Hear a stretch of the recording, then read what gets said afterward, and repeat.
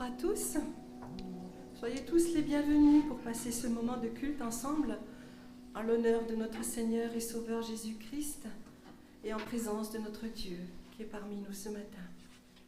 Bienvenue à ceux de passage, aux habitués bien sûr, et à Claude Grunewald qui nous donnera le message. Je vais commencer par la prière et je vous invite à prier. Seigneur notre Dieu, nous venons à toi ce matin pour te célébrer avec joie. Toi qui es au-dessus de tout, qui es le maître de l'univers et de la terre, toi qui vois en chacun de nos cœurs. Tu sais ce qui nous préoccupe et je te prie de nous aider à déposer au pied de ta croix tout ce qui nous chagrine, nous stresse, nous fait souffrir. Nous voulons te demander de nous libérer de tous ces fardeaux pour que ton Esprit Saint puisse nous remplir de toi. Garde-nous dans ta paix et éloigne tout ce qui ne vient pas de toi. Parle-nous, Seigneur. Par ton Esprit, nous voulons t'écouter. Nous voulons t'honorer et te glorifier, toi seul. Amen. Alors, je continue tout de suite avec les annonces, parce qu'il y en a pas mal ce matin. Beaucoup de choses à vous dire. Alors, toutes les informations de la semaine, vous les trouvez dans le programme du mois. Il y a un changement, il y a l'étude biblique le mardi soir, ici, mais il n'y a pas de groupe de maison. Mercredi, il n'y a pas de groupe de maison mercredi. Également sur le programme, il y a marqué qu'il y a la soirée Théo Campus à Soultz, et cette soirée est annulée.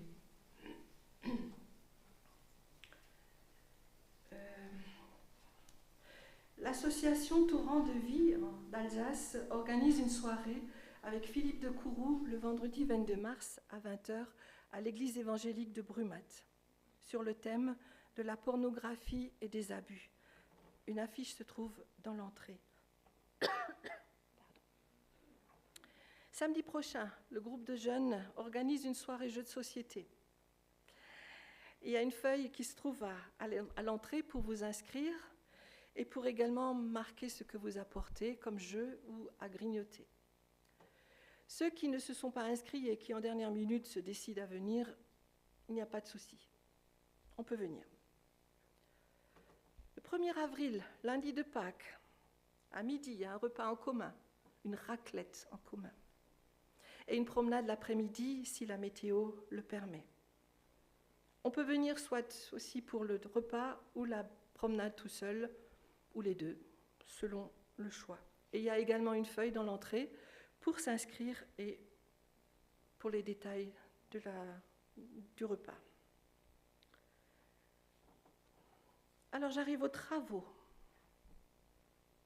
Concernant la rénovation de l'appartement pastoral, les responsables des travaux remercient tous ceux qui ont donné de leur temps pour permettre aux travaux d'avancer jusqu'à présent. Plusieurs défis sont encore devant nous et les responsables aimeraient former des binômes pour chaque chantier. Le remplacement des fenêtres, la rénovation des 2 salles de bain, la rénovation du bureau et bien d'autres travaux. Et bien sûr, le printemps étant là ou arrivant, il y a aussi beaucoup de travail d'extérieur, d'entretien à faire. Pour tout cela, venez voir les responsables, Othon et Patrice, pour en discuter et organiser la suite. Je crois qu'on peut aussi les remercier, en profiter pour les remercier pour tout ce qu'ils font durant l'année, et surtout là maintenant avec cette rénovation. Et je crois qu'ils méritent un grand applaudissement de notre part.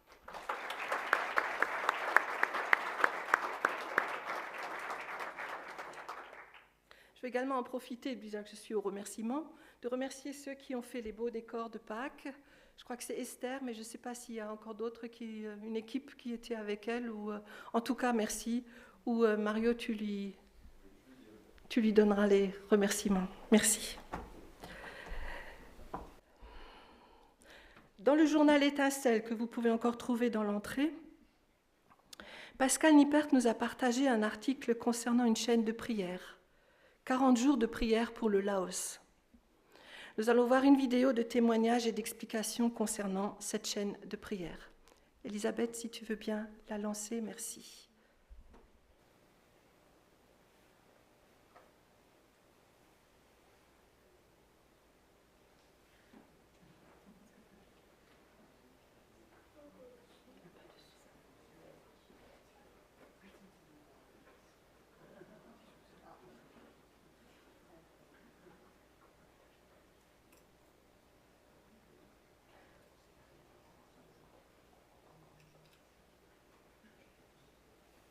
แล้วก็ได้โอโลมผ่านเฮาบ่ว่าจะเป็นผ่านทางพระคำคมทรงผ่านการอธิษฐานของเฮาแล้วก็ผ่านนิมิตที่พระเจ้าได้มอบให้กับเฮาเป็นช่วงเวลาที่ได้พักผ่อนแสวงหาพระเจ้าอย่างเต็มที่โดยที่บ่มีสิ่งรบกวนก็ได้ฟังเสียงของพระเจ้าสัมผัสถึงความรักอันยิ่งใหญ่ของพระเจ้าอัศจรรย์หลายเขาได้สัมผัสถึงพระเจ้าแท้ๆเขาได้มอบวางหลายสิ่งหลายอย่างแล้วเข้าหาพระเจ้าและพระเจ้าได้ตอบความอธิษฐานพระเจ้าให้เขาได้เห็นภาพในสิ่งที่เขาอธิษฐาน I was able to experience a very intimate moment with the Lord and was able to hear His answers through His words. It was a life-changing experience for me, and it reminds me that I am not alone and I should not stop praying because God is not yet done in our lives.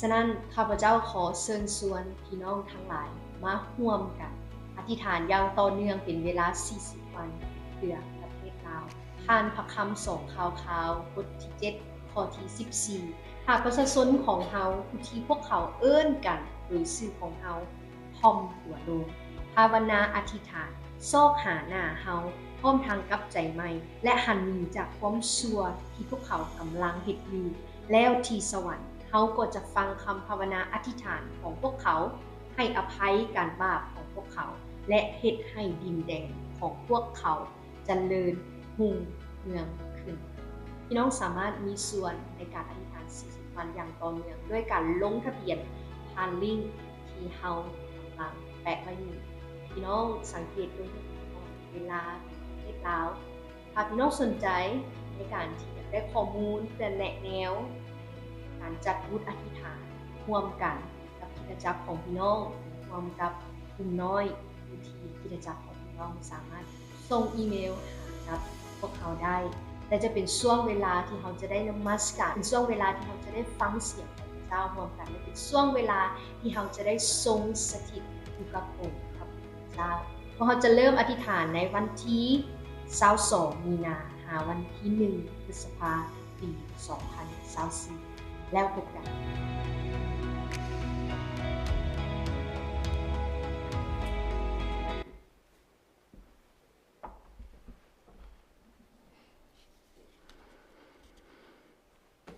Cette chaîne de prière démarre vendredi 22 mars et se termine le 1er mai. Chacun peut participer individuellement et s'inscrire sur le site dont le lien se trouve aussi en bas de l'article dans le journal Étincelle. Et ce lien vous sera également communiqué dans le mail début de semaine, le mail hebdomadaire. Et une journée de prière sera également organisée dans notre assemblée, mais la date n'est pas encore fixée. Nous aurons les informations ultérieurement. Alors, je ne sais pas s'il y a encore d'autres annonces à faire. Ok. Donc, nous allons continuer notre culte. Et je vais continuer avec la lecture de quelques extraits du psaume 33. Juste, réjouissez-vous en l'Éternel. La louange convient aux hommes droits. Célébrez l'Éternel avec la harpe. Louez-le sur le luth à 10 cordes. Chantez-lui un cantique nouveau. Faites retentir vos instruments et vos voix, car la parole de l'Éternel est droite, et toute son œuvre s'accomplit avec fidélité. Il aime la justice et le droit. La bonté de l'Éternel remplit la terre. Le ciel a été fait par la parole de l'Éternel, et toute son armée par le souffle de sa bouche. Il amoncelle les eaux de la mer, il garde les océans dans des réservoirs. Que toute la terre craigne l'Éternel, que tous les habitants du monde tremblent devant lui, car il parle, et la chose arrive. Il ordonne, et elle existe. L'Éternel regarde du haut du ciel, et il voit tous les hommes. Du lieu où il habite, il observe tous les habitants de la terre. Lui qui a façonné leur cœur à tous, il est attentif à toutes leurs actions. Nous espérons en l'Éternel, notre secours et notre bouclier, c'est lui. Oui, c'est en lui que notre cœur se réjouit, c'est en son saint nom que nous avons confiance. Éternel, que ta grâce soit sur nous lorsque nous espérons en toi. Je vous invite à chanter le chant « Béni soit le Seigneur ».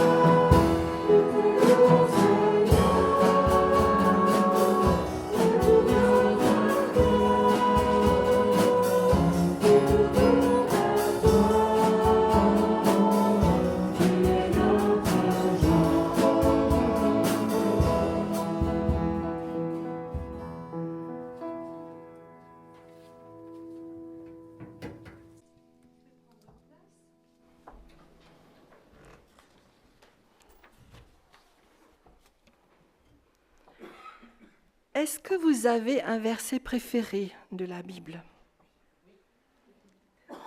Avez-vous un verset qui vous suit depuis très longtemps ? Un verset qui vous parle, qui vous encourage ou même qui vous reprend des fois ? Je ne vais pas vous demander de citer celui qui vous concerne, sinon je pense qu'on passerait plus d'une heure peut-être avec ça. Mais bien que ça puisse être intéressant de savoir quel est ce verset pour chacun et pourquoi. Lorsque j'étais enfant et plus jeune, j'allais avec mes parents à l'église protestante. Dieu restait pour moi plutôt une tradition à laquelle on pensait que le dimanche matin. J'aimais bien écouter les histoires de la Bible et surtout, j'aimais chanter les cantiques. À mes 14 ans, j'ai fait ma confirmation. Et comme c'est la tradition, pour les confirmants, on reçoit choisi par le pasteur, un verset de confirmation. Lorsque j'ai eu ce verset, je me suis dit, si seulement ça pouvait être vrai, ce qui est écrit dans ce passage. Et ce verset m'a suivi durant toute ma vie. Je me le suis souvent récité dans les périodes très sombres et difficiles. J'étais et je suis toujours encore quelqu'un d'angoissé et qui a peur de tout. Mais j'avais une grande peur de la solitude et surtout une grande peur de la nuit, peur que je n'arrivais pas à m'expliquer. Quand il y a plus de 5 ans, je me suis retrouvée seule et dans une situation très très difficile. Je peux vous garantir une chose, du jour au lendemain, ma peur de la nuit a disparu. Je n'avais pas compris pourquoi Dieu me mettait dans une telle épreuve et quand j'avais crié à lui, j'ai eu la conviction où il m'a dit « Je suis avec toi tous les jours jusqu'à la fin du monde ». C'est comme il est écrit dans Matthieu. Et cette peur qui est partie, c'était pour moi comme un signe que Dieu était avec moi et qu'il ne m'abandonnait pas. Une preuve qu'il ne me laisse pas seule. Et je remercie Dieu presque tous les soirs de ne plus avoir cette peur qui me tétanisait. Je suis toujours encore angoissée, mais je me soigne avec l'aide de Dieu.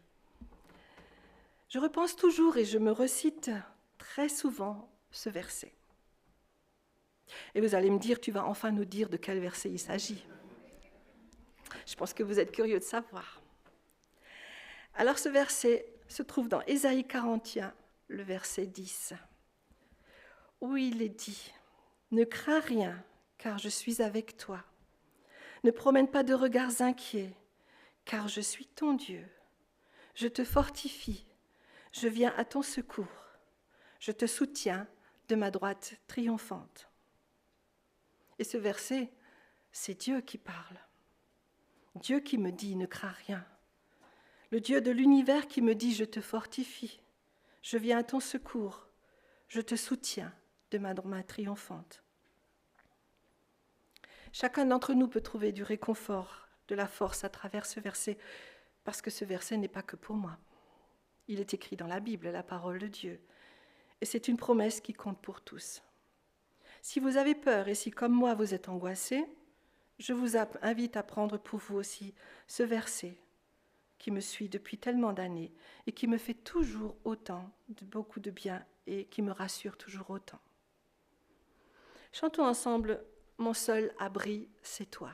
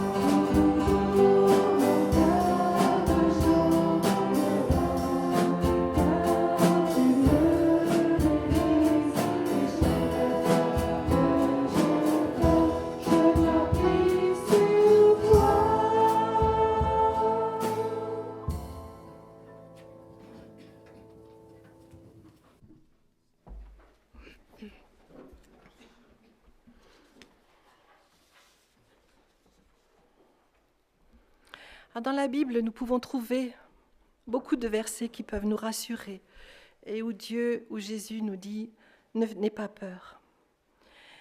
Mais il y a dans Matthieu 6, les versets 25 à 34, un beau passage où Jésus parle. « C'est pourquoi je vous dis, ne vous inquiétez pas de ce que vous mangerez et boirez pour vivre, ni de ce dont vous habillerez votre corps. La vie n'est-elle pas plus que la nourriture et le corps plus que le vêtement ? Regardez les oiseaux du ciel, ils ne sèment pas et ne moissonnent pas, ils n'amassent rien dans des greniers, et votre Père céleste les nourrit. Ne valez-vous pas beaucoup plus qu'eux ? Qui de vous, par ses inquiétudes, peut ajouter un instant à la durée de sa vie ? Et pourquoi vous inquiétez au sujet du vêtement ? Étudiez comment poussent les plus belles fleurs des champs. Elles ne travaillent pas et ne tissent pas. Cependant, je vous dis que Salomon même, dans toute sa gloire, n'a pas eu d'aussi belle tenue que l'une d'elles. Si Dieu habille ainsi l'herbe des champs, qui existe aujourd'hui et qui demain sera jetée au feu, ne le fera-t-il pas bien plus volontiers pour vous, gens de peu de foi ? Ne vous inquiétez donc pas, et ne dites pas que mangerons-nous, que boirons-nous, avec quoi nous habillerons-nous. En effet, tout cela, ce sont les membres des autres peuples qui le recherchent. Or, votre Père céleste sait que vous en avez besoin. Recherchez d'abord le royaume et la justice de Dieu, et tout cela vous sera donné en plus. Ne vous inquiétez donc pas du lendemain, car le lendemain prendra soin de lui-même. À chaque jour suffit sa peine. Ce que nous devons surtout retenir de ce texte, c'est que Dieu prend soin de nous. Il connaît tous nos besoins. Mais il faut surtout le rechercher son royaume et sa justice. Jésus nous invite à lui confier nos peurs, nos inquiétudes, à croire en sa présence et à nous appuyer sur lui. Il nous assure que nous ne sommes pas seuls dans nos moments de peur. Continue à chanter le chant « Parce qu'il vit ».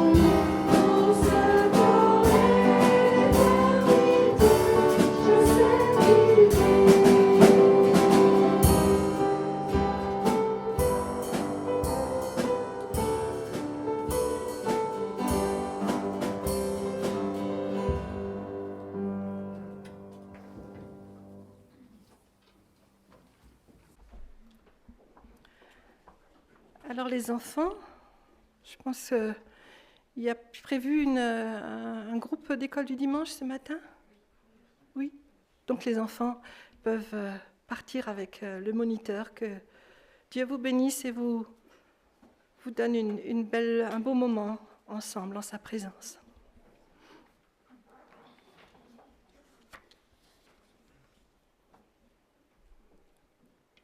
Louer Dieu, c'est lui exprimer à quel point nous l'aimons. David disait dans 1 Chronique 16, verset 34, « Louez le Seigneur car il est bon et son amour n'a pas de fin. » Son amour pour tous est éternel. Son amour est si grand qu'il a envoyé Jésus sur la terre pour souffrir et mourir sur la croix afin que nous puissions être sauvés. Il a apporté son sang en sacrifice pour effacer nos péchés. Tout cela n'est que grâce, que cadeau. Prenons un temps pour remercier le Seigneur qui est présent dans notre vie depuis que nous l'y avons invité et qui restera pour toujours. Que chacun ait la liberté de faire une courte prière de reconnaissance. Prions ensemble.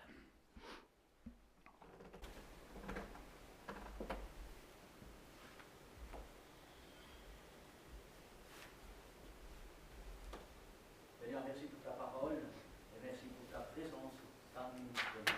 Que tout le monde soit béni, loué et adoré. Amen.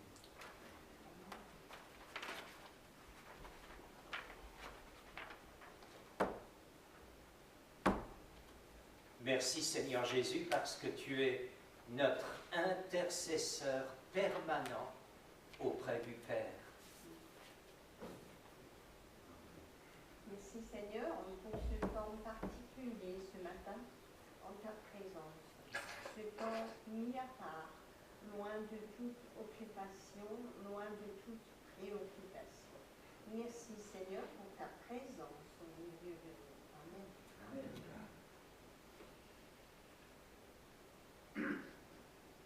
Merci Seigneur Jésus pour les promesses que contient ta parole. Des promesses à toi pour que nous puissions vraiment les saisir. Et merci pour ton esprit qui nous aide à les comprendre et à les vivre. Amen. Seigneur, oui, dispose notre cœur ce matin, chacun qui est ici, à recevoir les paroles que tu veux nous donner, qui vont aller jusqu'au fond de notre cœur. Merci pour qui tu es, et merci de ce que nous pouvons vivre ces moments dans ta présence. Par ton esprit, Seigneur, nous voulons nous connecter à toi ce matin et nous voulons nous laisser émerveiller par toi parce que tu veux nous faire vivre. Merci Seigneur parce que tu es une réalité à chaque instant de ma vie, nuit et jour. Je sais que je peux compter sur toi et j'ai pris confiance. Et je sais que tu es le projet, que tu es celui qui ne manquera jamais de nous secourir, parce que ta bonté se renouvelle chaque jour. Alléluia.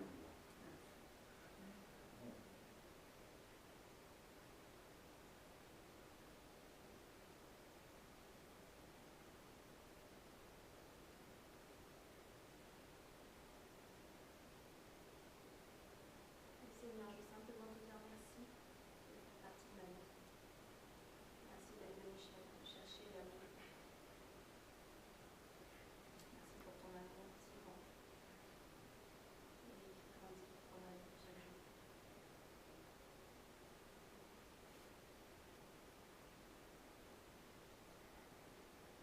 Merci pour mes frères et sœurs et pour la famille que nous formons.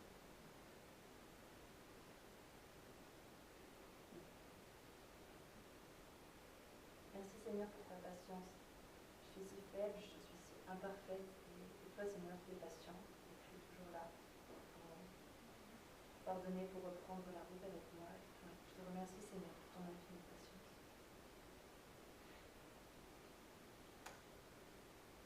Merci Seigneur parce qu'auprès de toi, merci Seigneur parce qu'auprès de toi, je n'ai rien à craindre.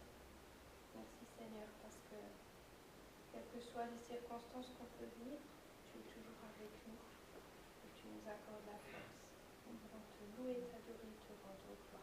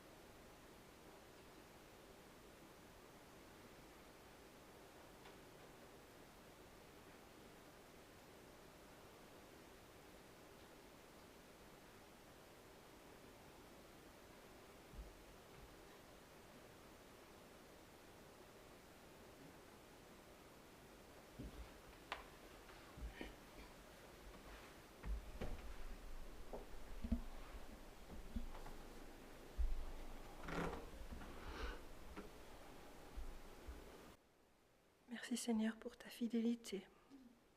Merci parce que chaque jour tu es avec nous. Oui, tu ne nous abandonnes jamais. Merci parce que nous pouvons faire confiance, te faire confiance entièrement. Savoir que tu es toujours avec nous, malgré ce qui nous arrive. Merci Seigneur pour ton pardon. Merci pour tout ce que tu nous donnes. Amen.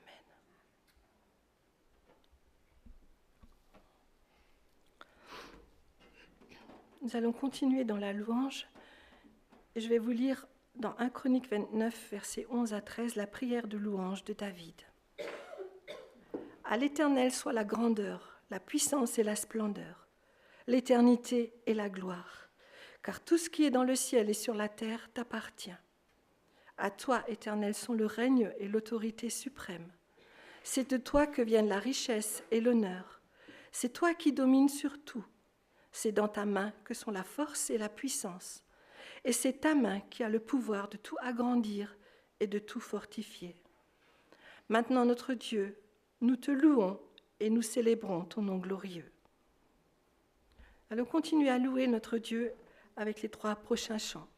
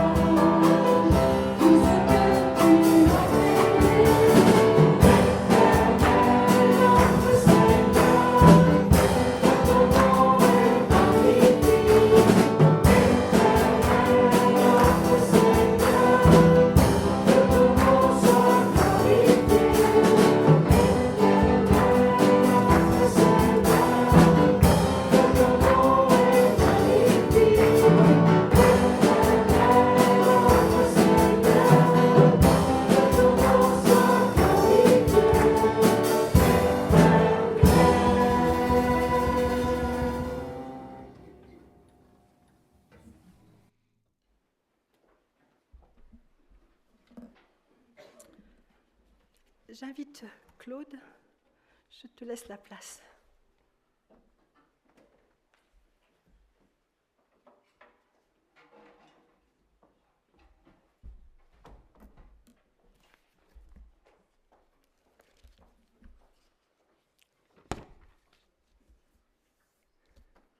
Est-ce qu'il y a une montre? Pardon? Ah, oui. Ah oui, d'accord. Je vois que vous vous êtes modernisé. Bien. Très bien. Voilà, bonjour à ceux que je n'ai pas eu l'occasion de saluer tout à l'heure. Je suis toujours à nouveau très heureux d'être là et c'est ça la famille de Dieu. On est partout chez soi quand des frères et sœurs sont là. C'est merveilleux. Notre sœur Catherine a lu tout à l'heure ce passage dans Matthieu 6 où il y a cette exhortation du Maître, cherchez d'abord le royaume de Dieu. Et il va être question ce matin du royaume de Dieu. Jeudi, quand j'ai commencé à relire le livre des Actes, quand j'ai lu l'un ou l'autre passage des 2 premiers chapitres, tout d'un coup, ça m'a pris. J'ai su que je devais parler de ça ce matin. Il y avait vraiment, c'était extraordinaire. Et j'ai beaucoup de joie et beaucoup d'enthousiasme à évoquer cela ce matin pour nous. C'est l'église évangélique de Wörth. Enfin, je crois que je ne me trompe pas en disant ça, oui. Et est-ce que vous savez qui vous êtes? Pardon, je dis vous parce que voilà, mais je m'associe pleinement à vous. Mais est-ce que vous savez qui vous êtes? Est-ce que vous savez qui est ce qu'est l'Église évangélique de Wörth et aussi tous les chrétiens de Wörth qui sont dans les autres communautés? C'est très important de savoir ça, c'est très important de savoir qui nous sommes aux yeux de Dieu, qui a créé son Église par sa croix, par son sang, par son sacrifice expiatoire. Jean nous le rappelle dans l'Apocalypse à travers la révélation qu'il a reçue. Donc ça ne vient pas de Jean. Ce sont les pensées mêmes du Christ. Je vis 7 chandeliers d'or et au milieu des chandeliers, quelqu'un qui ressemblait à un fils d'homme. C'est Jésus-Christ. Et plus tard, dans ce chapitre 1, au verset 20, les 7 chandeliers, c'est ce que l'ange lui explique, les 7 chandeliers sont les 7 églises. L'église de Wörth, vous êtes un chandelier en or qui propage la lumière, la vérité, la justice, qui propage la personne même de Jésus autour de vous et dans la ville et dans les villages alentours. Voilà ce que vous êtes, voilà ce que nous sommes aux yeux du Seigneur. Quand j'ai commencé à relire le livre des Actes, une évidence dès le chapitre 1 m'a littéralement pris aux tripes. C'est comme si je lisais le livre des Actes pour la première fois. Et ça, c'est une chose merveilleuse quand on lit un livre biblique qu'on connaît, mais on le découvre, c'est comme quand des écailles tombent de vos yeux. C'est époustouflant. Le livre des Actes, c'est le livre qui nous raconte comment l'église de Jérusalem, l'église d'Antioche, l'église de XYZ ont illuminé par le chandelier d'or qu'ils étaient leurs contemporains. Le livre des Actes, ce n'est pas le livre des actes des hommes, des apôtres Pierre, Jean, Jacques et tous les autres. Bien sûr, ils y sont pour quelque chose. Mais le livre des actes, ce sont les actes du Seigneur, les actes du Saint-Esprit qu'à travers son Église, eh bien, il répand, il accomplit. Qu'est-ce qu'on constate dans ce livre que Luc a rédigé, après avoir rédigé l'Évangile qui porte son nom? Nous constatons une dynamique, nous constatons un enthousiasme, nous constatons des actes de foi qui sont accomplis par cette communauté, parallèlement aussi à une persécution naissante et de plus en plus forte. Nous constatons que le message de l'Évangile, le message du royaume de Dieu se diffuse à une vitesse absolument prodigieuse dans tout le bassin méditerranéen, dans la Turquie, dans d'autres pays. Et que ce message est diffusé avec puissance, avec l'appui justement du Seigneur. Est-ce que c'est dû au bâtiment qui était bien fonctionnel? Est-ce que c'est dû à l'importance des budgets qui étaient votés? Est-ce que c'est dû aux nombreuses réunions de comités? Non, vous le savez bien. C'est dû à la puissance de l'Esprit Saint et à l'obéissance des chrétiens. Au don de soi des disciples. Cher Théophile, dans mon premier livre, j'ai parlé de tout ce que Jésus a commencé de faire et d'enseigner, jusqu'au jour où il a été enlevé au ciel après avoir donné ses ordres par le Saint-Esprit aux apôtres qu'il avait choisis. Après avoir souffert, il se présenta à eux vivant et leur en donna de nombreuses preuves. Pendant 40 jours, il se montra à eux et parla de ce qui concerne le royaume de Dieu. On peut aussi traduire qui concerne la royauté de Dieu. Alors qu'ils se trouvaient en leur compagnie, il leur recommanda de ne pas s'éloigner de Jérusalem, mais d'attendre ce que le Père avait promis, ce que je vous ai annoncé, leur dit-il, car Jean, le Baptiste, a baptisé d'eau, mais vous, dans peu de jours, vous serez baptisés du Saint-Esprit. Alors que les apôtres étaient réunis, ils lui demandèrent, « Seigneur, est-ce à ce moment-là que tu rétabliras le royaume pour Israël ?» Il leur répondit, « Ce n'est pas à vous de connaître les temps ou les moments que le Père a fixés de sa propre autorité, mais vous recevrez une puissance lorsque le Saint-Esprit viendra sur vous. Et vous serez mes témoins à Jérusalem. » C'est bien ce qui a marqué dans nos Bibles. Mais enfin, dans toute la Judée, dans la Samarie et jusqu'aux extrémités de la terre. Après avoir dit cela, il s'éleva dans les airs pendant qu'ils le regardaient, et une nuée le cacha à leurs yeux. Ce qui m'a saisi, ce que je n'avais jamais vraiment constaté avant, ce sont les deux royaumes en présence. La préoccupation des apôtres, la préoccupation des disciples qui étaient réunis à ce moment-là, c'était le rétablissement du royaume d'Israël. Alors nous le comprenons. Contextuellement, historiquement parlant, c'est la chose la plus naturelle pour eux de se préoccuper de cela, le rétablissement terrestre d'Israël. Est-ce qu'il n'y avait pas des dizaines de promesses à ce sujet? Est-ce que les prophètes Pratiquement tous les prophètes, ou presque tous les prophètes, ne l'avaient pas annoncé, et parfois avec une clarté, avec des détails saisissants.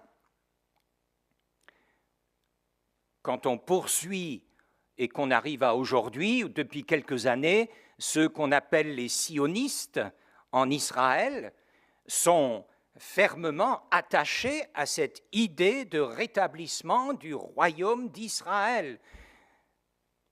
Les matériaux pour la construction du troisième temple, comme on l'appelle, n'est-ce pas? Tout est prêt, même la vache rousse, il y en a plusieurs aujourd'hui, tout est prêt. Les vêtements sacerdotaux, tout est prêt.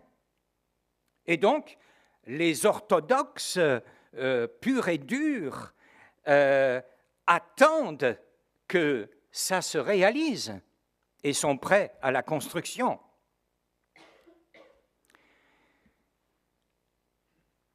Et pourtant, Jésus parle d'un autre royaume. Il parle du royaume de Dieu. Aujourd'hui, on pourrait se poser la question, où est précisément, en tant que chrétien, notre préoccupation? Quel royaume nous préoccupe? Alors nous ne sommes pas, ou du moins pour la plupart j'imagine, nous ne sommes pas d'origine israélienne, juive, et s'il y en a, c'est merveilleux, gloire à Dieu. Et cette question ne nous préoccupe peut-être pas particulièrement, comme elle préoccupait les apôtres et les disciples de l'époque. Mais dans un autre registre, nous pourrions être préoccupés par des choses du royaume de ce monde, des choses toutes banales. Je n'entre pas dans ce détail, vous pouvez imaginer toutes sortes de choses qui nous tiennent vraiment beaucoup, beaucoup à cœur ici-bas, comme si cette terre restait à toujours ce qu'elle est aujourd'hui. Et donc, il est bon d'investir pour cette terre, pour nos biens, pour nos propriétés, etc., etc., etc. Mais quand on parle du royaume de ce monde, on est confronté très rapidement aux lois de ce monde. On est confronté à l'homme dans ce qu'il est. Et puis on est confronté à des jalousies, on est confronté à toutes sortes de choses, des fiertés qui nous poursuivent. Alors que le royaume dont Jésus parle et pour lequel Jésus a tout investi est tout autre. Mais nous en sommes déjà les membres. Quelle est notre préoccupation? Des choses ici-bas, terrestres, humaines? Ou est-ce le royaume dont Jésus a dit « cherchez d'abord le royaume de Dieu » et toutes les autres choses qui concernent le royaume terrestre vous seront données en plus? Où est notre vision?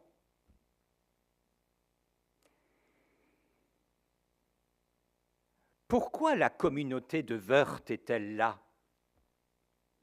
Pourquoi Jésus dit-il d'elle, comme aux églises de l'Apocalypse, que Wörth est un chandelier en or qui a une vocation extraordinaire de briller, d'illuminer?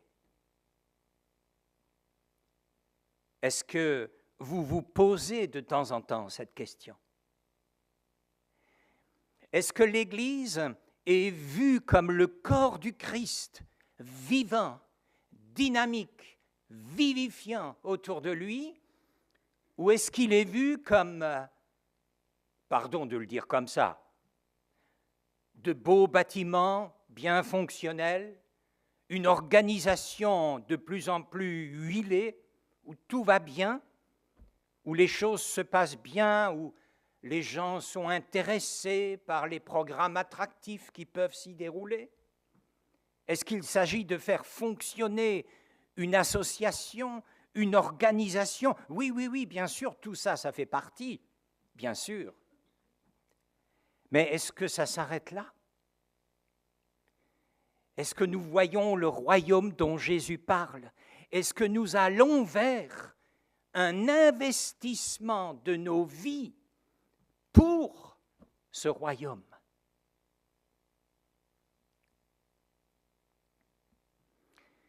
Pendant 40 jours après sa résurrection, Jésus, nous dit le texte, parla de ce qui concerne le royaume, la royauté de Dieu.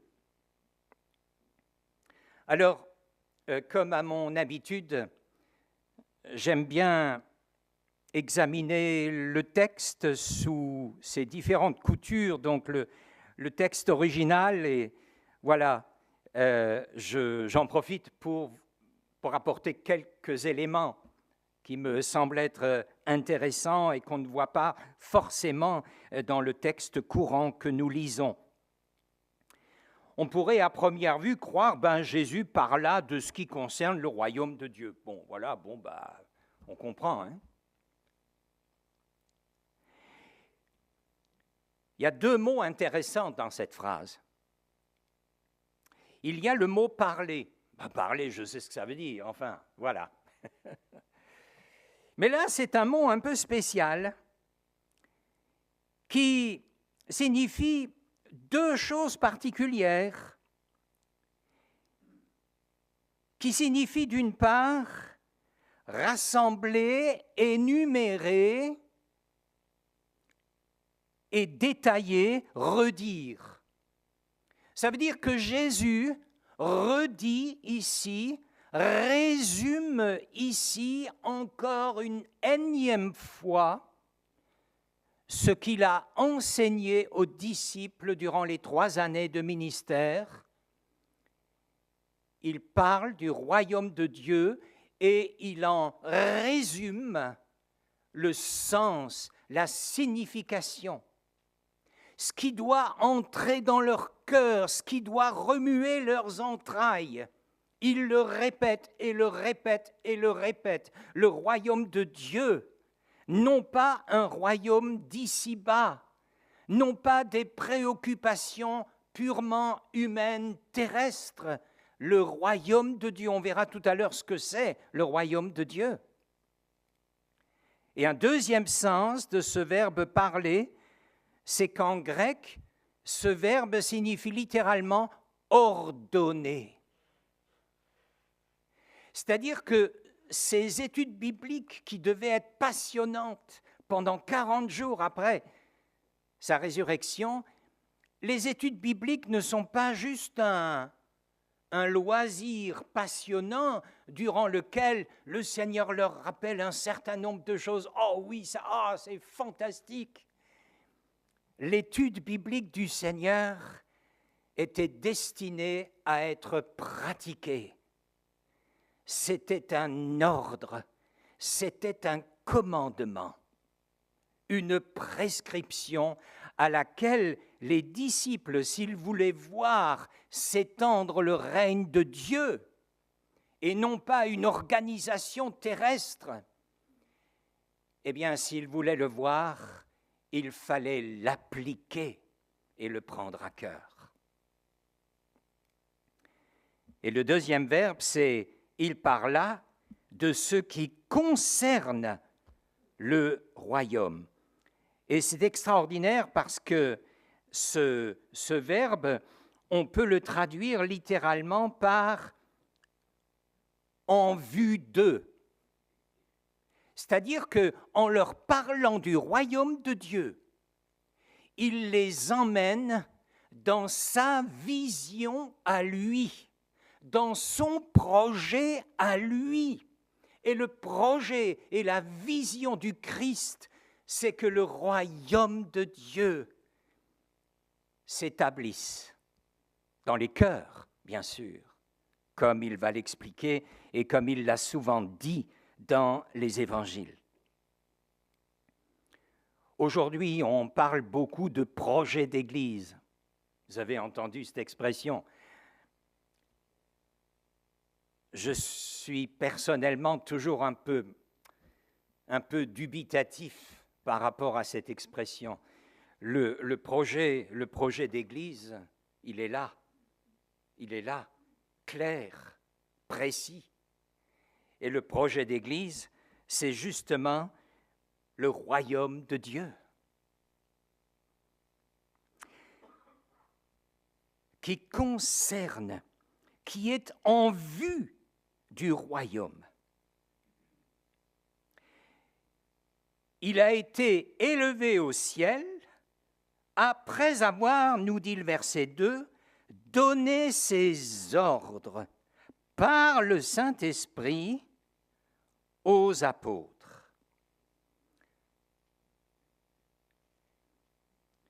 Le livre des Actes, dès le début, est donc la nouvelle recommandation du Maître, la nouvelle, pas toute nouvelle, mais la recommandation par excellence du Maître pour son Église. C'est là où nous devons placer nos objectifs, nos attentes, notre prière, notre enseignement, notre vision, nos forces, notre enthousiasme vers le royaume de Dieu, et c'est un commandement du Maître. Et ce sera possible comment? Non pas par nos organisations, qui sont importantes évidemment, mais qui seront possibles par le Saint-Esprit.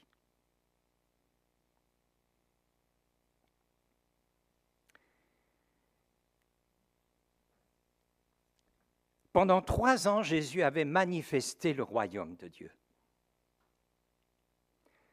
Par sa vie, par son attitude, par ses réactions, par ses enseignements, par l'exemple qu'il était parmi ses contemporains. Pendant 3 ans, il leur a expliqué, souvent sous forme de paraboles, ce qu'est le royaume de Dieu, qu'il est venu restaurer en quelque sorte après que ce royaume, dans le jardin d'Éden, en Adam et en Ève, a été malheureusement balayé. Et une des phrases qu'il disait, d'ailleurs Jean-Baptiste lui-même prononçait cette phrase, aux foules, « Repentez-vous, car le royaume des cieux est proche. » Et en relisant cette phrase, tout d'un coup, ça a été comme une révélation pour moi aussi. Quand on lit cette phrase, on pense aux païens qui étaient dans la foule. Repentez-vous, n'est-ce pas? Confessez vos péchés. Et c'est juste, et c'est vrai. Mais je me suis dit, mais moi, chrétien, est-ce que je n'ai pas à me repentir parce que par mon attitude, par mon comportement, par mon péché, je freine le royaume de Dieu dans ma propre vie? Est-ce que nous ne devons pas nous repentir, nous chrétiens, d'une certaine incrédulité? Je vous rassure, je ne suis pas en train de montrer du doigt, de juger, de condamner qui que ce soit, parce que si je pointe mon doigt, vous savez bien, hein, il y a les 3 autres qui pointent vers moi, donc je suis le premier coupable. Mais je constate qu'un nombre croissant de frères et de sœurs commencent à douter de certains textes. Non pas de dire « oh, mais ça c'est pas… » Douter, je prends l'exemple par excellence, le surnaturel de Dieu. Et tout ce qui touche à ce surnaturel. Quand nous parlons d'évangélisation, nous pensons souvent uniquement au message à annoncer. mais nous oublions les actes du royaume. Nous oublions les signes du royaume. Nous oublions les signes, les prodiges et les miracles. Par exemple, peut-être que l'un ou l'autre est déjà mal à l'aise. Oh là là, mais j'aime pas ça, hein? Mais ça fait partie de la réalité. Et quand on me dit, je prends un exemple, mais quand on me dit, mais par exemple la maladie, et nous rencontrons tellement de personnes malades, que ce soit dans le corps, dans l'âme, dans l'esprit, mais ça, ce n'est pas important. Ce qui compte, c'est qu'ils soient sauvés. Oui, oui, fondamentalement oui. Il suffit d'accepter le message. Le reste, ce n'est pas si important que ça. C'est là où je dis, mais où est la compassion de Dieu? Où est cette bonne pitié que le Seigneur nous demande d'avoir vis-à-vis des gens, par exemple, malades? Là, il y a quelque chose qui a été et qui est, dans certains cœurs, enlevé de la bonne nouvelle. Je pense aussi à, je referme la parenthèse assez vite, je pense aussi à, par exemple, les charismes, les dons spirituels.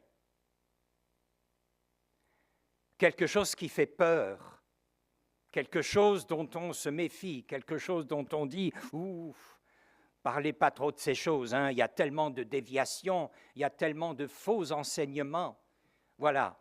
C'est devenu quelque part notre repère, les déviations et les faux enseignements. À partir de là, on dit stop, on ne veut plus de ces choses. On veut rester au bon vieil évangile. Mais justement, ça fait partie du bon vieil évangile. Parce que les dons sont l'outillage dont le Seigneur Jésus se sert pour bâtir son Église, pour édifier son Église. Sans cet outillage, il n'y a pas d'édification. Ou du moins, l'Église est édifiée en partie. Mais elle stagne, elle n'est pas solide comme elle devrait l'être. Voilà. Et tout ça, ça fait partie justement du royaume de Dieu. Parce que Dieu est un être surnaturel, par essence.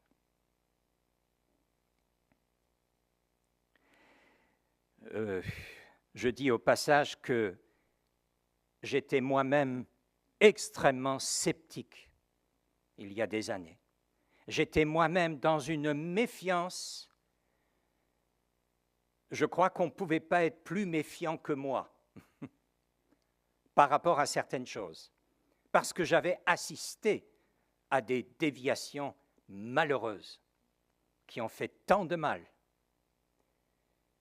Et le Seigneur m'a petit à petit ramené au royaume, à l'idée du royaume, à la réalité du royaume.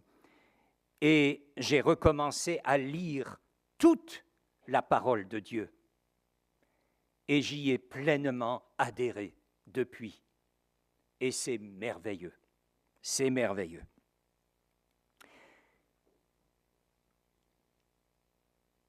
Donc, peut-être que nous avons ici aussi besoin de nous repentir de cela, de confesser l'incrédulité et toute la critique qui a été engendrée en elle, tous les jugements qui peuvent être engendrés.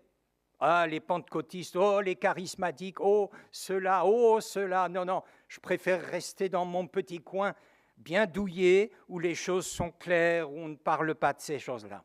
Nous repentir de ça, parce que l'Église de Jésus-Christ, c'est l'Église avec un grand E, c'est l'Église sur la terre, tous ensemble. Quel est le but du Seigneur Je n'en cite qu'un seul. D'après Éphésiens 2, recréer en lui les êtres humains, faire d'eux son ouvrage, les ressusciter et les faire asseoir ensemble en lui dans les lieux célestes. C'est clairement marqué dans la lettre aux Éphésiens. Et l'apôtre Paul, s'adressant aux chrétiens d'Éphèse, dit « Eh bien, voilà ce qui a déjà été fait. » Mais c'est ça, entre autres, qui est contenu dans l'ordre missionnaire. Allez, faites de toutes les nations des disciples. Pas seulement des membres d'Église, pas seulement des gens qui viennent grossir les rangs et qui viennent pour faire augmenter le budget. Enfin, c'est horrible ce que je dis, pardonnez-moi. Mais c'est ça le royaume de Dieu. Enfin, c'est ça, entre autres. Il y a bien d'autres choses qu'il nous faudrait citer. L'apôtre Paul d'expliquer dans la lettre aux Romains, le royaume de Dieu, c'est la justice, la paix et la joie par le Saint-Esprit.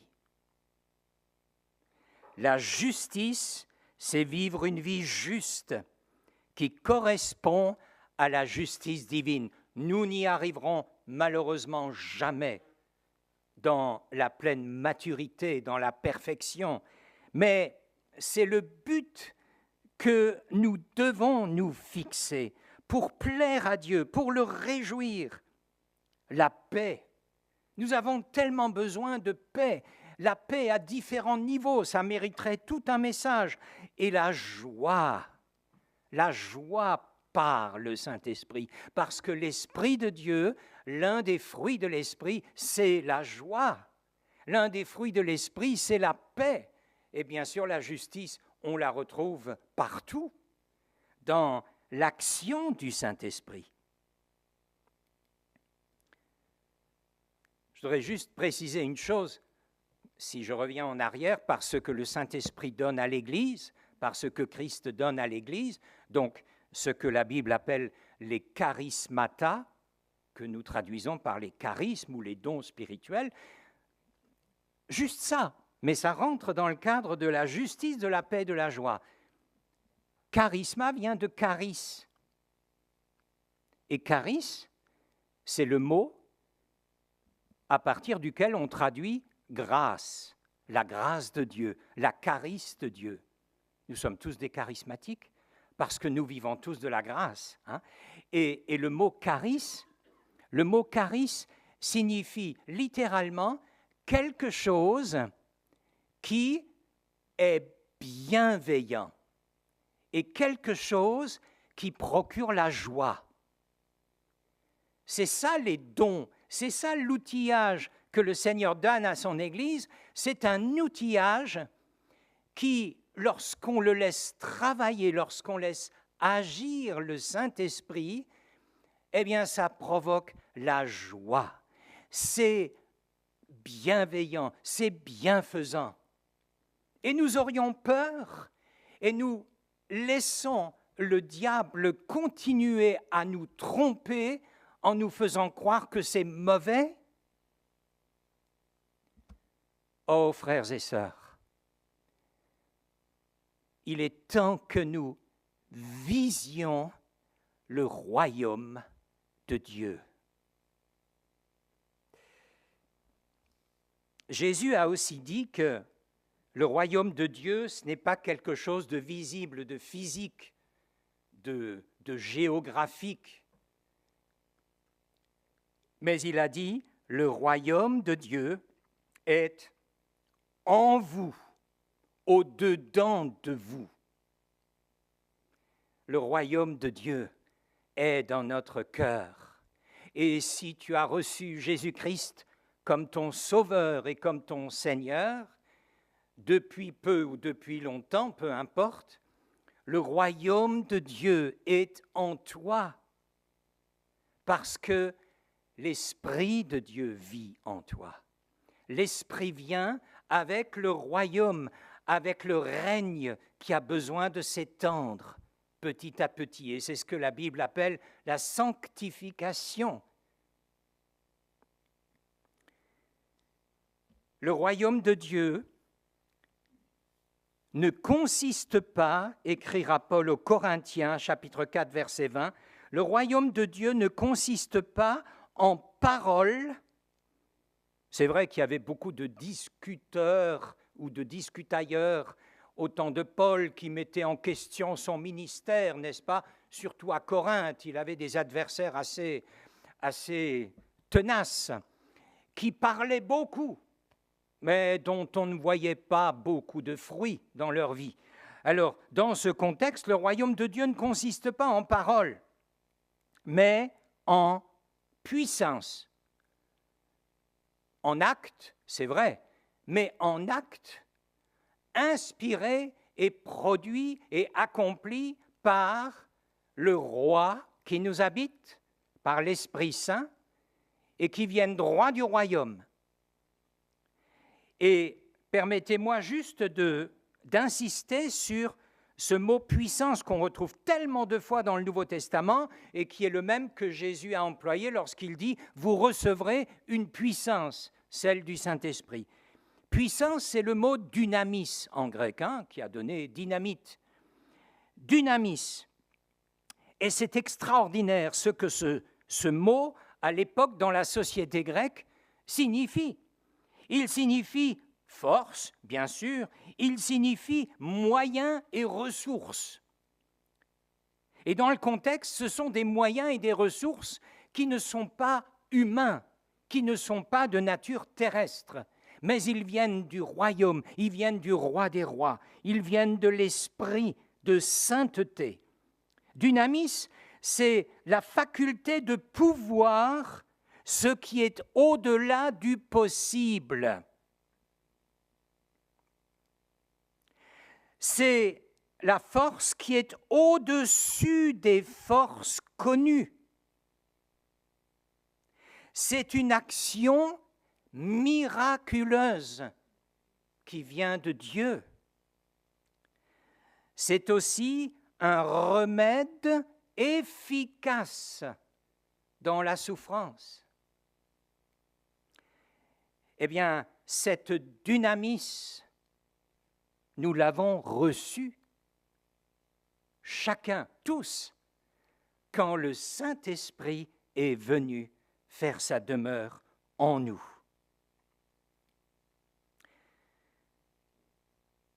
Cette puissance, et c'est elle qui fait de nous et qui peut faire de nous des témoins. Ce qui est saisissant, c'est que quand Jésus dit « Vous serez mes témoins »,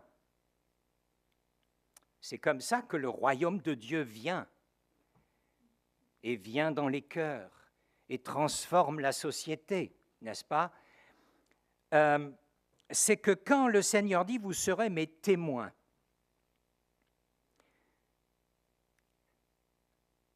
ce mot de témoin, vous le savez, a donné en français le mot martyr, puisque le mot grec pour témoin, c'est martus.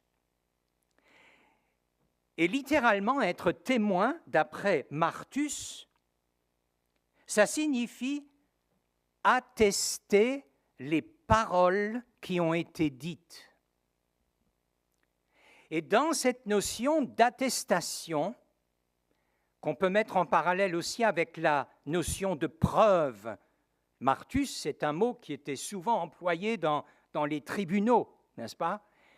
Eh bien, cette attestation d'une parole dite, pour nous, ça veut dire, eh bien, nous attestons par notre témoignage que l'Évangile est la vérité, que Jésus-Christ est bien celui qu'il dit être, etc. Cette notion d'attestation comprend deux éléments. La parole qui atteste, mais aussi les actes qui attestent.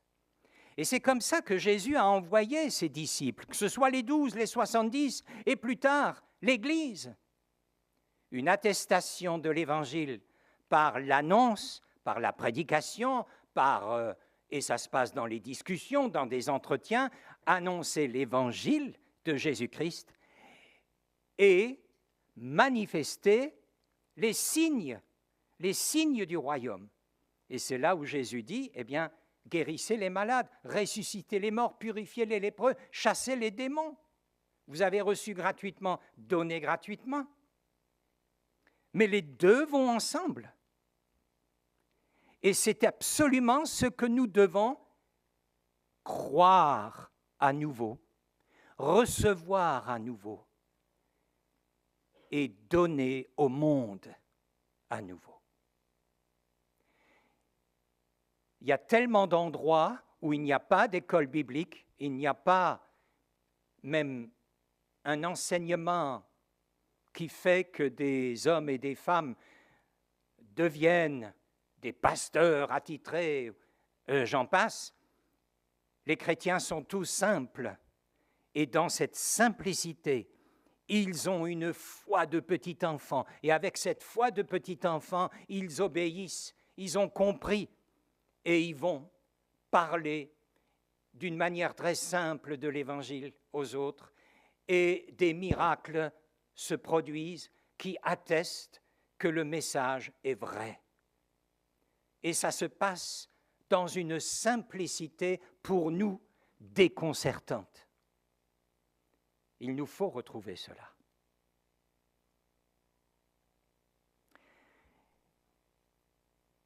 L'apôtre Paul et son compagnon Barnabas, quand ils étaient à Iconium, lors du premier voyage missionnaire, eh bien, le livre des Actes nous rapporte au chapitre 14 que, plein de courage et de confiance dans le Seigneur, ils rendaient témoignage, et le Seigneur Jésus rendait témoignage au message de sa grâce en accomplissant par leurs mains des miracles et des prodiges.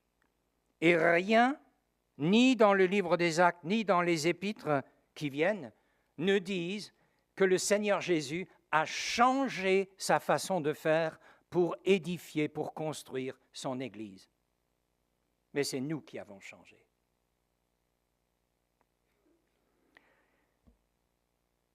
Comment grandir et mûrir dans le baptême du Saint-Esprit, dans la réception, dans le fait que l'Esprit demeure en nous? Eh bien, au chapitre 2, il y a 4. Alors assurez-vous, je cite juste, sans entrer dans le détail, il y a ces 4 piliers qui devraient se retrouver dans chaque communauté du Seigneur Jésus-Christ. Ceux qui acceptèrent sa parole furent baptisés. Ce jour-là, le nombre des disciples, donc c'est le jour de la Pentecôte, augmenta d'environ 3000 personnes. Ils persévéraient dans l'enseignement des apôtres, dans la communion fraternelle, dans la fraction du pain, c'est-à-dire la Sainte Seine, et dans les prières. La crainte s'emparait de chacun, et il se faisait beaucoup de prodiges et de signes par l'intermédiaire des apôtres. Tous ceux qui croyaient étaient ensemble, et ils avaient tout en commun. Ils vendaient leurs propriétés, leurs biens, et ils en partageaient le produit entre tous en fonction des besoins de chacun. Chaque jour, avec persévérance, ils se retrouvaient d'un commun accord au temple. Ils rompaient le pain dans les maisons et ils prenaient leur nourriture avec joie et simplicité de cœur. Ils louaient Dieu et ils avaient la faveur de tout le peuple. Et le Seigneur ajoutait chaque jour à l'Église ceux qui étaient sauvés. Au début de ces 4 pratiques qui se vivaient dans la première Église et qui sont pour nous un modèle infaillible, il y a un verbe, il persévérait. Connaissez le fameux dicton « percez et vous verrez ». Persévérer. Et nous avons tellement besoin de vivre cette persévérance. Et finalement, c'est une question de volonté.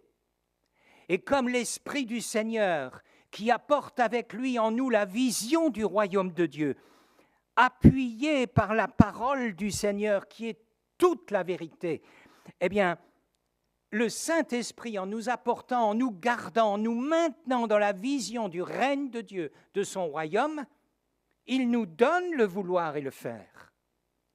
Mais c'est nous qui souvent disons « Oh non, j'ai pas envie. Oh non. Ah, c'est lui qui donne l'étude biblique. Oh, il est ennuyeux. » Pardon, évidemment, ce n'est pas le cas à Wörth. Hein, voilà.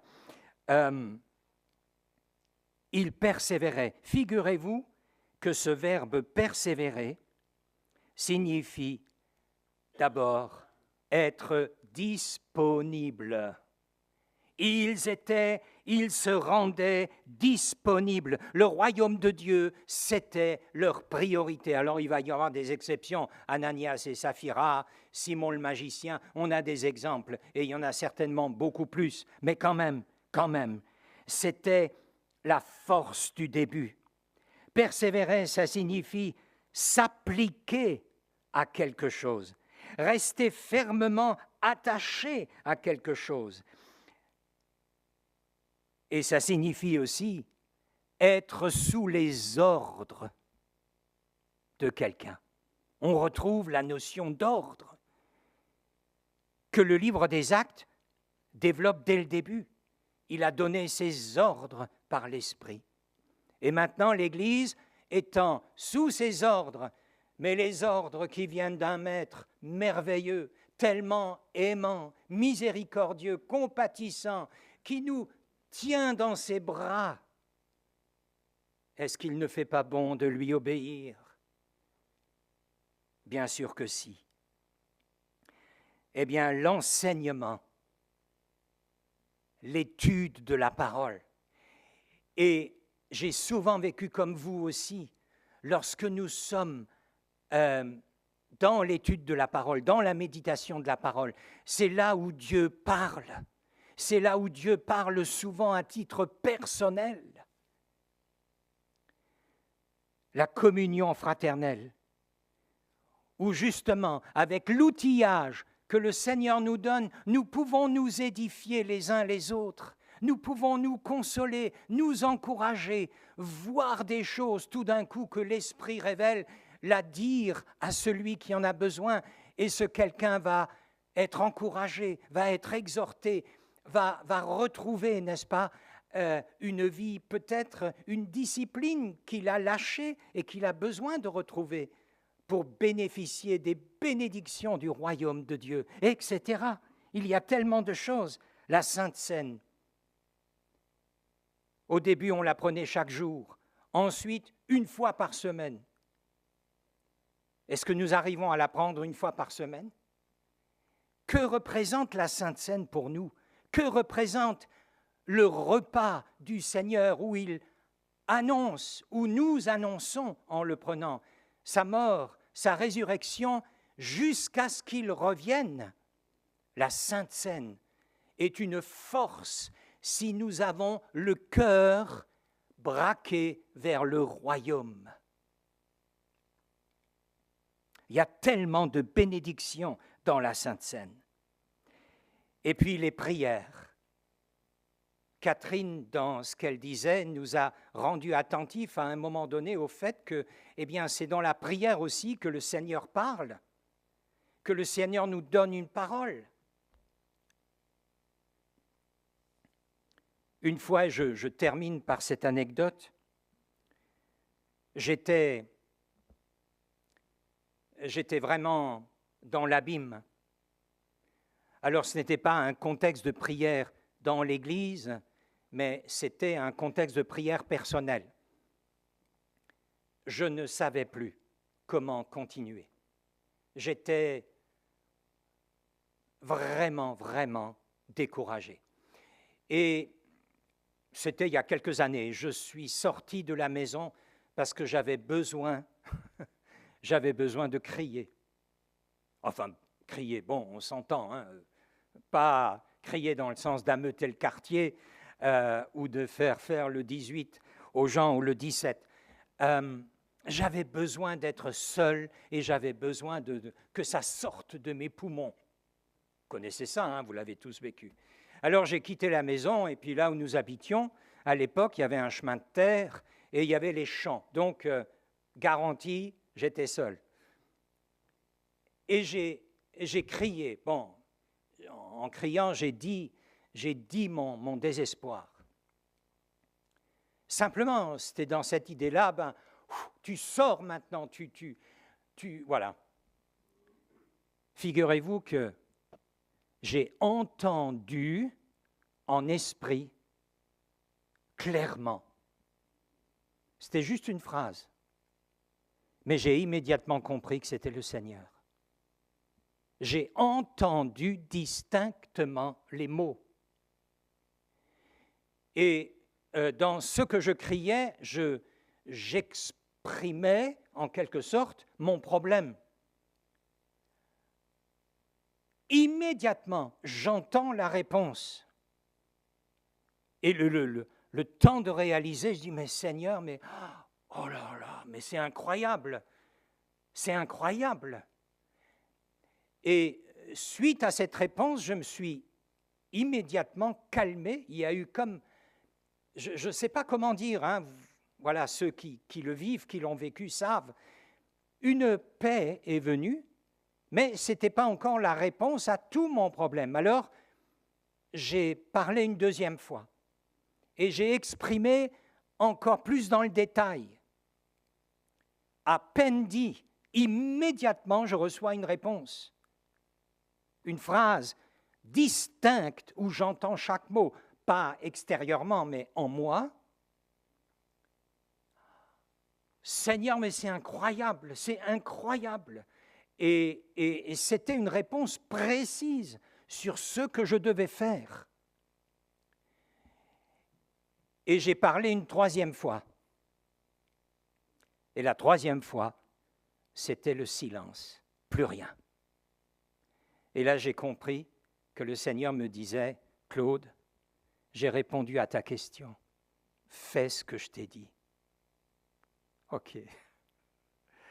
Je m'en suis contenté. Alors, je ne me souviens plus des détails après, mais c'était incroyable. Oui, frères et sœurs, le Seigneur parle dans la prière. Le Seigneur parle dans nos réunions de prière. Le Seigneur donne des directives personnelles ou au niveau de l'Église, dans la prière. Il faut se remettre à l'écoute. La prière, c'est pas parler. Dès qu'il y a un silence, hop, il y a quelqu'un qui se... Bon, ça dure un peu trop longtemps, je vais prier, il y a tel sujet d'intercession. Non, la prière, c'est aussi le silence. Parce que c'est dans le silence que le Seigneur parle et s'exprime. Nous comprenons que ces 4 piliers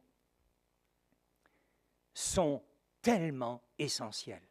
Et j'encourage ceux et celles, permettez-moi de le faire, j'encourage, si vous ne venez pas à telle réunion, à telle autre réunion, fixez-vous de venir désormais. Fixez-vous de participer. Osez, si vous avez la crainte de le faire, osez prononcer une prière. Osez dire ce que vous recevez de la part du Seigneur. Si ça concerne, par exemple, le groupe, ou si ça concerne un frère, une sœur, ne le dites pas dans le groupe, mais retrouvez ce frère et cette sœur. C'est tellement passionnant. Et c'est comme ça que la pensée du royaume de Dieu, c'est comme ça que la vision du royaume de Dieu commence à prendre forme. Et c'est comme ça que l'Église se laisse à nouveau diriger vers ce qui est essentiel pour le Seigneur. Le royaume, la royauté de Dieu. Seigneur, merci parce que ta parole reste vraie dans ses moindres détails. Tu n'as pas changé. Tu n'as pas changer dans ta façon de construire l'Église et de faire briller ta lumière, la lumière de la vérité, de l'amour, de la justice, de toutes ces choses, par l'Église qui est ton chandelier en or tellement précieux. Oh, je te prie de nous bénir tous ensemble. Je te prie de bénir cette communauté de Wörth, tous les frères et sœurs. Ils sont chacun porteurs de ta lumière. Ô Seigneur, oui, donne-nous un cœur suffisamment humble, avec une foi d'enfant, un cœur prêt à obéir, pour, oui, vivre ton projet à toi et entrer de manière très concrète dans ta vision. Merci pour le Saint-Esprit, ton Esprit, qui nous habite et qui nous donne tout de ta part. Béni sois-tu, dans le nom de Jésus-Christ. Amen.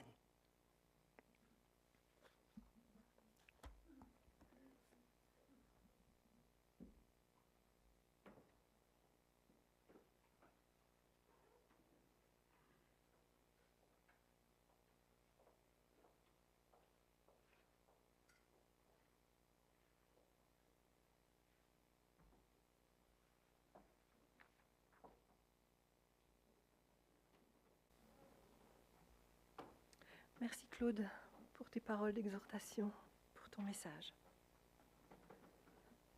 Avant que vous partiez, je veux juste encore vous redonner le verset dont je vous ai parlé dans la version Vie Nouvelle, donc le verset de Ésaïe 41, verset 10, pour que vous puissiez l'emmener avec vous si dans votre vie vous passez des moments difficiles.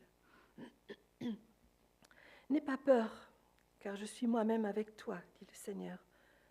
Ne promène pas des regards inquiets, car je suis ton Dieu. Je te fortifie, je viens à ton secours, je te soutiens par ma main droite, la main de la justice.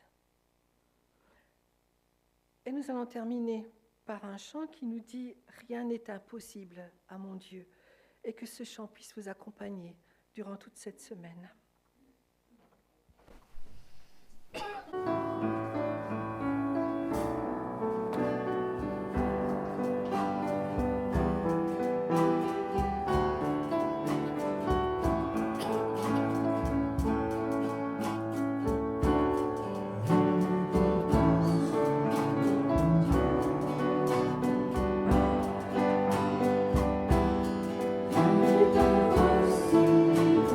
Dieu.